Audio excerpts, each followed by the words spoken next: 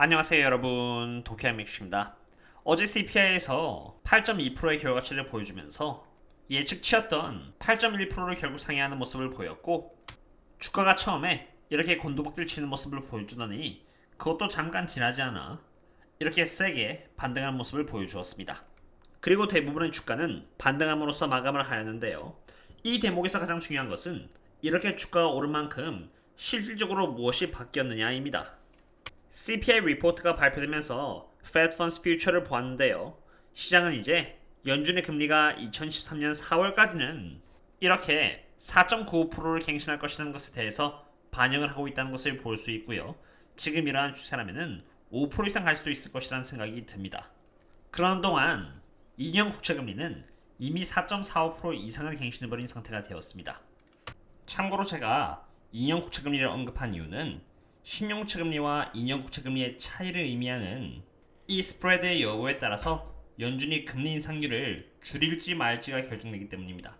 그렇기 때문에 이 스프레드를 이해하는 것이 굉장히 중요합니다. 최근에 2년 국채금리가 4.45% 이상으로 올라가면서 기존의 10년 국채금리인 3.97% 대비 플러스가 아닌 이렇게 마이너스 0.4% 정도의 스프레드를 갖게 되었고, 이로 인해서 연준이 금리 인상을 줄여나갈 확률은 더 줄었다라고 봅니다. 그럼 미래의 저희들은 어떤 지표를 집중해서 봐야 할까요? 바로 unemployment rate입니다. 과거부터 지금까지 보시면은 실업률이 이렇게 높을 때 10년 국채금리와 2년 국채금리의 차이를 의미하는 스프레드가 내려가지 않고 이렇게 올라가기 시작했고, 이에 따라서 금리가 하락하기 시작했다는 것을 볼 수 있습니다. 그러나 사실 지난주 금요일날 발표된 실업률은 3.7%에서 오히려 3.5% 줄었기 때문에 연준이 계속 긴축적으로 정책을 운영해 나감에 따라서 정말 실업률이 올라가는지를 계속해서 지켜봐야 할 것입니다. 그 전까지는 굳이 고평가 기업을 대상으로는 투자할 필요가 전혀 없다고 생각합니다. 참고로 저는 멤버십을 대상으로 텔레그램을 운영해 나가고 있는 상태인데요. 제 리서치를 공유드리면서 단기적으로 어떠한 장의 모습을 보여주든 최대한 밸류에이션의 기준을 맞춰 고평가면은 과감하게 욕심을 버리고 저평가이면서도 좋은 기업들 대상으로 천천히 모아나가고 있는 상태입니다. 혹시라도 저희들과 함께 장투를 이어나가고 싶으시다면 언제든지 이 링크를 통해서 조인하신 뒤 커뮤니티에 남겨져 있는 멤버십 전용글을 통해서 접속해 주시면 되겠습니다. Federal Funds Future Rate가 5% 가까운 수치를 보여주고 있고, 2년 국채금리가 높은 수치를 보여주면서 연준이 금리 인상을 꺾을 여지는 아직 발견할 수가 없는 상태입니다. 그리고 금리 인상률이 줄어드는 것은 전적으로 실업률에 따라 달렸다고 말씀을 드렸는데요. 이 자료 또한 제가 멤버십들 대상으로 사전적으로 이미 공유를 드린 자료인데, 여기를 잘 보시면은 여전히 실업자들의 숫자 대비해서 새로운 일자리가 열리는 비율이 약 1.7배나 높다는 것을 볼 수 있습니다. 이 비율은 과거에는 사실 2018년부터 이렇게 2020년까지 1.2배수로 제법 스테디한 모습을 보여주었는데, 코로나로 인해서 이렇게 떨어졌던 배수가 폭등을 하였고, 그로부터 살짝 이렇게 떨어지긴 하였지만 여전히 코로나 이전에 대비하면 높은 배수라는 것을 볼 수 있습니다.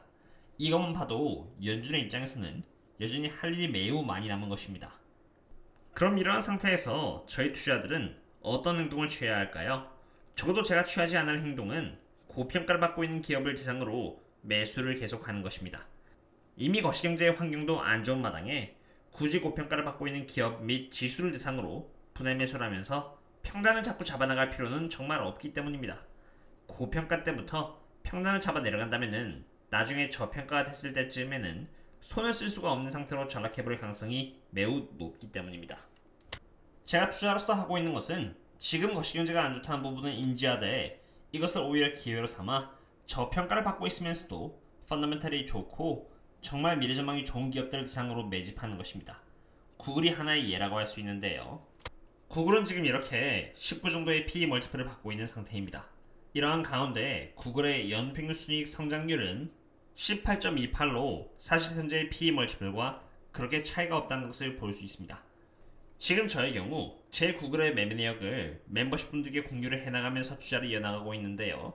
지금의 경우는 구글의 매수 페이스가 굉장히 느립니다만 나중에 구글이 18 아래의 PE 멀티플까지 떨어진다면은 그때는 비중을 좀 더 공격적으로 키워나가서 미래를 위한 준비를 해나갈 것 같습니다. 그리고 또 하나의 효자 종목은 바로 에너지 트랜스퍼입니다. 이 미드스트림 기업은 거시경제에 아랑곳하지 않고 계속 강한 주가 흐름을 보여줌과 동시에 저희의 9% 넘는 배당률을 선물해주고 있는데요. 이 에너지 트랜스퍼 또한 여전히 이렇게 저평가이며 최소 24% 정도의 상승할 수 있는 여지가 남아있기 때문에 앞으로도 계속 9%에 달하는 배당을 받아나가면서 오로지 저평가인 기업들 대상으로만 투자를 이어나갈 계획입니다. 물론 미래에 마이크로소프트라던가 버크샤이어 해스웨이 같은 기업들이 저평가 구간으로 돌아와 준다면은 그때는 멤버십 분들께 리서치 내역을 공유한 다음에 투자를 해나가려고 합니다. 이전에 10월 5일날에도 이러한 영상과 함께 말씀을 드렸듯이 하락하고 있는 상태에서 갑자기 급등하는 모습을 보여주었고 이제 흐름이 바뀐다고 생각하여 올인을 할 때가 가장 위험하다고 생각이 됩니다. 그리고 사실 그러한 유혹을 가장 많이 받는 날이 갑자기 급등을 하는 날들이기도 하죠. 거시경제의 부분이 전혀 개선되지 않은 상태에서 주가가 상승하여 주가가 더 높은 구간에 위치하게 된다면 그것은 쉽게 말해 굉장히 비싼 가격에 주식을 매수하는 것이나 다름없습니다. 그렇기 때문에 가급적이면 저평가 기업들 대상으로 천천히 모아나가면 되지 않을까 생각이 됩니다. 오늘 밤이 너무 늦은 관계로 추가적인 분석은 멤버십 전용 텔레그램에서 이어나가도록 하겠고요. 그럼 다음에 또 다른 분석과 함께 찾도록 하겠습니다. 그럼 다음에 또 만나요. See you later.